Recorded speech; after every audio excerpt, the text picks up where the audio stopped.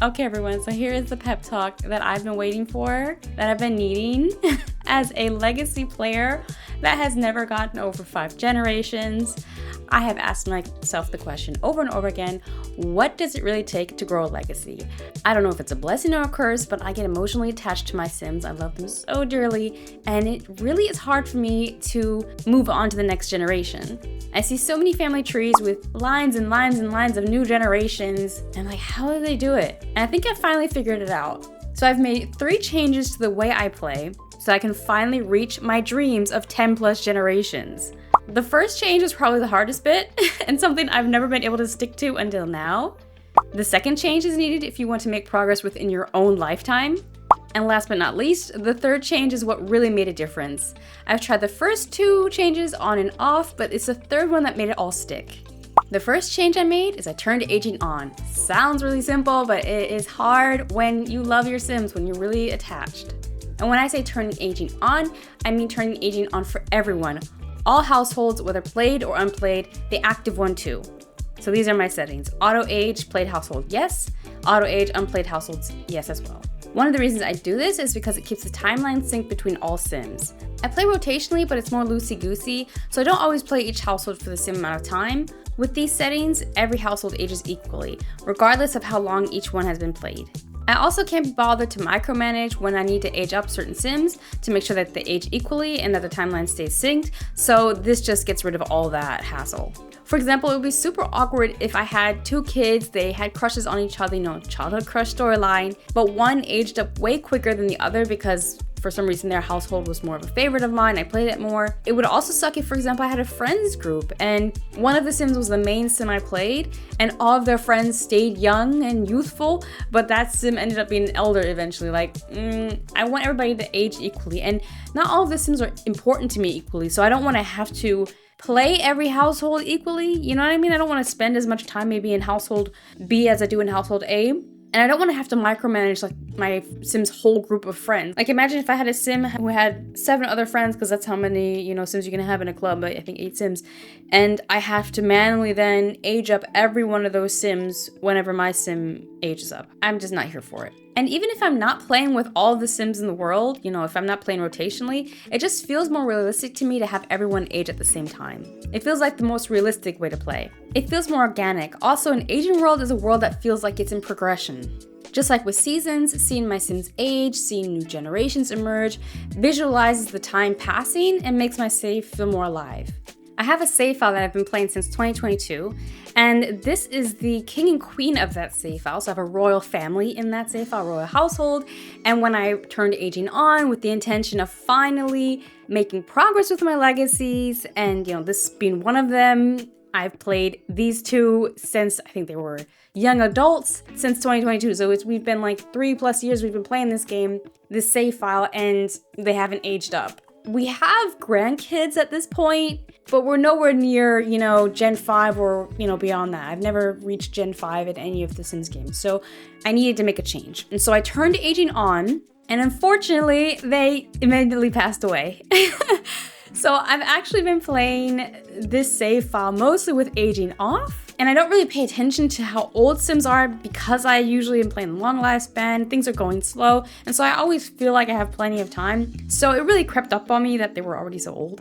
But when it happened, I couldn't just leave it at that, so I raced back out of the game before saving, and then I downloaded a bunch of poses. I went back into the game and took a bunch of photos of the king and queen because I needed something to remember them by.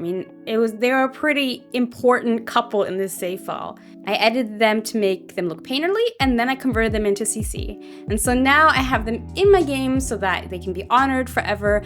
It was also important for me to get this in the game before they died because I wanted them to be able to mark these paintings as heirlooms so that they would have that, extra meaning in the game. And so I did that. And now, even though I am sad, of course, to see them go, I know it means that I'll be able to continue the legacy and actually have the headspace for the future generations. And so it was just really important to turn aging on so that this could even happen because there was no way they were going to die in any other way. It's really hard to, kill off the Sims that you really love. But having these photos for myself and also in the game helped me let go a little bit and move on. But that's not the only thing that happened. When I turned aging on, I didn't only have some Sims dying. I actually got a few other notifications of, I think, 4 other Sims that I wasn't too attached to, so I wasn't devastated about them leaving. But turning aging on also meant that some kids in my save file also aged up. When I went into management view, I saw, that a few of these Sims that I knew as children for the longest time now, that they've aged up. Children were now teens, babies were now children. And I was like, okay, wow, that's interesting. So now I can not only look forward to, just generally having the new generation be the star, now that the king and queen have passed away, but I can also look forward to giving everyone a makeover. But I also saw opportunity for drama. But let's just take these 3 Sims, for example. India Tarot, Princess Elaine, and Mosh Ward. And yes, Princess Elaine is related to my royal family. She is the daughter of the king and queen. And Mosh Ward is related to the Judith Ward. So he's like a celebrity kid, right? He's a Nepo baby. Technically, Princess Elaine is a Nepo baby as well, because she comes from royalty, from riches and all that. But when they aged up, I had fun giving them a makeover. So we have India Tarot, Princess Elaine, now aged up as a teen, and Mosh Ward. And I saw, okay, now they would go to the same high school maybe. This is, opportunity for a new story. There could be like a love triangle here, because I don't have too many teens in my save file that I can recall. So, or at least that have any meaning to me, because you know how the game spawns a bunch of Sims, but these ones have meaning. Definitely India and Princess Elaine. And so I was thinking, okay, this could be a good love triangle. Maybe they end up being tight friends. Maybe there's some sort of rivalry going on here, some scandal that maybe someone's trying to hide. Of course you could say, no, I want to play with aging turned off forever. Maybe, you don't care to see your Sims grow older, but as a legacy player, it's really important to me. I really don't see me having the headspace for a future generation if the current one's still alive, right? I think naturally they, would eventually pass away. So while it's hard to let go of the ones that I cared about and that have died now of old age, I'm really looking forward to the new story that is possible with these aged up Sims. And so what's next? We've turned aging on, and now to the second change. Again, this one's important if you actually want to make progress with your legacy saves, if you actually want to grow to generation 5, 6, and beyond within your own lifetime. We need to switch the settings to normal lifespan. If our goal is to grow our legacy, we need to choose a lifespan that lets us make that progress. Turning aging on won't grow your legacies if you play the long lifespan, at least not within your lifetime. Like, it is excruciatingly long to play the long lifespan. Now, it's always been my place of comfort to play in the long lifespan because, again, emotionally attached. But it's also the reason I always get stuck on Gen 3 or 4 and haven't really been able to expand beyond that. And so choose a lifespan that lets you make progress. And I'm not a masochist, so there is no way this short lifespan is an option. It's way too short. We want to choose one that lets us have enough time to live fully. But it needs to be short enough to let us live multiple generations. The normal lifespan is that sweet spot. The thing is, I want my legacy to be the saga, not my Sims lifetime. King Morgan and Queen Sophia definitely were turning into a saga. I've been playing them since 2022, on and off, of course. Unfortunately, I don't have the lifestyle where I can play The Sims every day, but they've been living for a while now. They've been the focus for a while, and I want to actually make progress with my legacy. So that means I need to make more space. So the lifespan I choose needs to make that possible. It needs to make it an attainable goal to actually be able to play multiple generations, because I'm not getting far if I stick to the long one. Still, it is hard to cut their lifetime short and let them go. Yasmin from Yasmin's Corner, in one of her videos on YouTube about how to start a Sims 4 Forever world, said, I don't want them to grow old and die when I'm not around. I don't want too much of their life to pass. And I can totally relate to this. It is a reason why I've played with aging off. It's a reason why I've played with long lifespans, because I don't want to miss out on any of the lives of the Sims I've grown attached to. And it's really a conundrum. It's a big problem because I'm attached to more than just one household, right? So I'm always experiencing that FOMO. And in Yasmin's video, she actually posed the question with this struggle in mind of, not wanting to miss out, is it really necessary to turn aging off for everyone? And I think, she makes a good point with this struggle, of not wanting to miss out on their lives, not wanting to, watch your Sims grow old and die, but not really being part of their lives. And it's a very real consequence that you could miss out on the lives of your Sims that you're not playing, especially if you have quite a few households in rotation that you're attached to. And so to help us out here, I've got a quote here from the very wise Vietnamese Buddhist, Thich Nhat Hanh, and he says, to be is to interbe. You cannot just be by yourself alone. You have to interbe with every other thing. Very wise words, but what do they mean? To put them into terms for our sake, for our gameplay, I think what Thich here is trying to help us understand is that your Sims are connected. So if I were to interpret his words, and if he were here playing The Sims with us, I think he'd say your Sims are connected. To play one is to shape the world they all share. And so essentially everything coexists. What happens in one household can impact the next and should impact the next. You can play in a way that your stories aren't isolated from each other. And so you can fight that FOMO by connecting the stories in between your households. They could be friends with each other, co-workers, business partners, enemies. Create reasons for their lives to collide so that even though you might be playing one household today, they are interacting with Sims from other households. So you still get to be part of everyone's life in one way or another. And so we've turned aging on, we have a normal lifespan, we've come to terms with these two, but have we really? We need this third change now, because without it, these other two fall apart. And I am the proof in the pudding. I have turned aging on multiple times in my Sims lifetime. I have turned normal lifespan on and swapped immediately back to long lifespan once it got uncomfortable. Even with my best intentions and the excitement of playing the next generation, I still find it so hard to let my current Sims age and eventually pass away. Knowing good and well how important turning aging on and playing at a reasonable speed aren't new to me, and yet they haven't helped me grow my legacies. The issue is that even though I have both of these options, they are optional. I am not forced to play this way. The fact that I can roll back these changes anytime is an issue. Because I am flawed, I am weak. It's just too easy to have a sentimental moment and turn aging off again or switch back to a long lifespan. Or even worse, procrastinating and pushing off playing entirely because the Grim Reaper could be at every turn. I know that avoiding my Sim's demise is why it takes me ages to complete one generation, why I'm still going at the pace of a snail. In one of my last videos, I talked about pushing yourself out of your comfort zone when playing The Sims, but that's easier said than done. And I'll leave that video linked here somewhere in the cards or in the description below.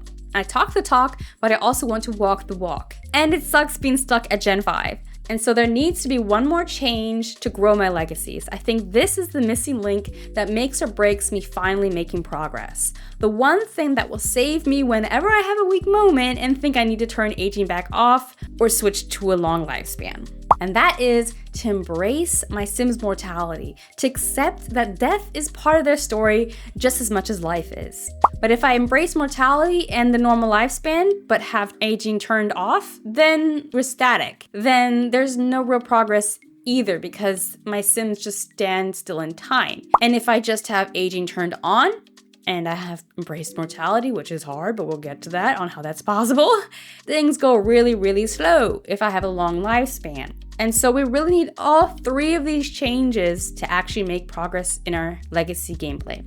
Okay, real talk. If you're anything like me, you care about your Sims, like deeply. You've got legacies, storylines, save files that actually mean something to you. But let's be real, it's easy to lose track. One day you're totally invested, and then suddenly you're not. You forget who lives where, what was supposed to happen next, or even why you love that Sim in the first place. That's exactly why I made the Sim Guardian. This Notion system helps me stay connected to my Sims by giving me one place to track everything. And I mean everything. I can see my entire save file at a glance, who lives where, all the lore, what everyone's working toward. Every Sim has their own page for backstory, traits, relationships. I can even see their own businesses and shared memories. And every legacy has its own page as well to save their bloodline, heritage, and history. I can manage my rotational gameplay, challenges, storyline ideas, it's all here. Heck, I can even keep track of my mods and CC in this system. It's the most organized I've ever been. And honestly, it's the easiest it's ever been to keep track, because I don't have to figure out where to start. I've already done the work of setting things up, now I can just fill it in. So yeah, it's $100, but if you're serious about your Sims, it's worth it.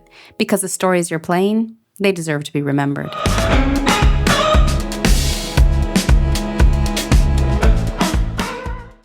And so yeah, embrace mortality. How the heck can we do this, you might ask? I'm emotionally attached just as much as you are, Gloria. This isn't gonna happen. Don't worry, I got you. Like I said, this is a pep talk for you and me both. And so after this, we will be reaching Gen 5 and beyond. Once we embrace our Sims' mortality, we can finally stop trying to evade it. The key is to keep reminding yourself why letting your Sims go is the right move. It makes it easier to actually let the grim show up. I know it sounds crazy, but there are many reasons to look forward to your Sim dying. So let's explore those reasons. For one, your Sim's death adds meaning and weight to your Sim's life.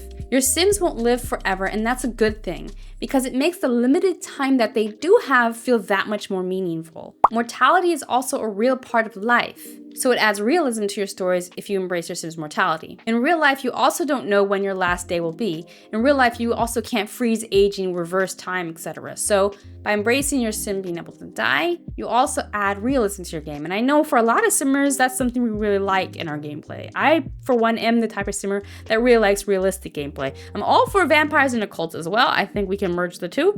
But generally, I like realistic gameplay, and death just belongs to that. Allowing your Sims to be mortal also introduces stakes to the story. It adds more consequence. The possibility to lose a life is ever present, whether it's, from aging or from some other demise. And also the limited time of the lifespan you choose, so the normal lifespan, knowing that you don't have hundreds of days left on the timer, it adds urgency and it makes those moments become even more precious. So just like in general, having a mortal Sim adds meaning to their life, knowing that, it's a finite unit, it's not going on forever. That shorter lifespan also adds urgency to the entire thing.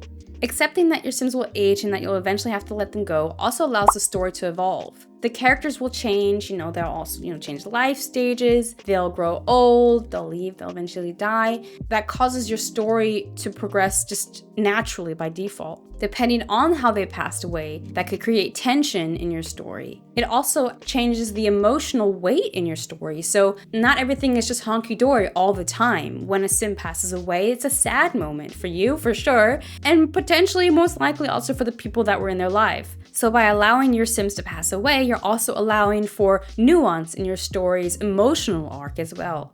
And then, of course, with the death, you have a natural break in the story. You have natural chapters that come from that death. So you have, for one, the phases in life, such as, aging up, being a teen and young adult, elder and whatnot, that create a narrative arc. Also, somebody's passing away. It enhances, a sense of continuity, a sense of progress in your story. So, of course, you turn aging on and you play with different life stages. That's also a chapter in itself.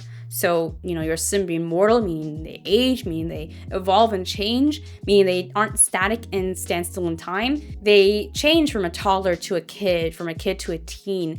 And those are natural chapters. But also, of course, it forces me to experience different life stages, both in terms of gameplay. Obviously, toddler gameplay is a lot different than elder gameplay. But it also lets me experience different phases of my Sim's life. And then, of course, they pass away, which closes one chapter and allows the next one to follow. And finally, when one generation ends, I have the headspace for the next one. When one generation passes away, the next one can have its moment. The absence of that initial generation reshapes what comes after. A founder's passing or an heir's passing does not mean the end of your story, but the beginning of whoever remains. That could be both their siblings, but of course, more significantly, their kin. So all very good reasons to embrace your Sim's mortality and to let go. And yet still, I think there'll be plenty holding us back because it's not easy to break these habits. So for one, we've got, of course, the emotional attachment. What can we do about that? So we have Friedrich Nietzsche here with some wise words, who says, "What was silent in the father speaks in the son, and I often found the son the unveiled secret of the father." And so in Sims terms, what could Nietzsche be telling us here? Let your Sims pass away and let the generations they leave behind create new stories. So basically, if you let go of your Sims, you can have them the freedom to explore new generations. It basically means that there's potential in the next generation that couldn't be fulfilled in the current one. So from my general understanding of the quote, from what I gather, is basically there might be something hidden in that first generation that doesn't come to fruition. It doesn't come out yet until the next generation. So from what I understand with what Nietzsche might be trying to say here is that basically there is a hidden or unconscious aspect of the first generation that doesn't express itself until the next generation has a chance to flourish. You're basically holding your legacy back if you just stay stuck with one generation, if you don't move on. because there's a lot of potential that just can't be lived unless that next generation has a chance to be in the spotlight. And so while we are emotionally attached to that current gen, I think if we acknowledge that there's maybe a part of what we're playing right now, what we're emotionally attached to, a part of that sim is in the next generation. So of course it's hard because we're still attached to that current gen. But if we see the new gen as part of the current one, the heir is part of the founder naturally, of course. I mean, they share genes. It's the whole point, right? That one comes from the other. We're not completely letting go of our founder if we play the heir. On the contrary, we're embracing the founder if we actually start to play their heir, and there might be aspects of their story that could come out only first once we start playing the heir. And that story could just be as simple as their legacy living on. Or maybe there is something, about that founder that we don't find out about until we start playing the new generation. Maybe there's some sort of secret, some family secret or something like that. That might be fun. But that's a storyline that can be played if you just stay stuck playing the founder or even the first heir. And so maybe knowing that a part of the sim you're letting go lives on in the next generation, maybe that helps, with that emotional attachment. And then the next thing holding us back, if you recall what Yasmin mentioned, is FOMO. It's being afraid of missing out on your sims' lives. And so here I brought on Mr. Jean-Paul Sartre to help us out here. And he says, there may be more beautiful times, but this one is ours. In Sims terms, the grass may be greener in the other households, but enjoy the one you're playing now. So enjoy the one. You can't be playing all at the same time, We are the watcher, but we still can't be everywhere all at the same time. When it comes to FOMO, Sartre would try to help us understand the importance of embracing the present moment, independent of all the other experiences we could be having right now. So basically make the most of now. And like I mentioned before, call over the bestie. See how you can double time the time and make the most of it. So how you can, in one moment, spend time with two sims that are from different households, right? And that's just another thing also, like the household you choose to play actively must mean something to you. I mean, of course, you're gonna have favorites, but like I said before, also, we should, remember that they all coexist. Ideally, you're playing rotationally so that you have a world of interconnected lore and you're not just like focused on one sim. But in general, usually you're going to be playing with different households naturally because multiple households are interesting to you. I just try to think like, I chose in this moment to play household B. And so I'm going to enjoy household B.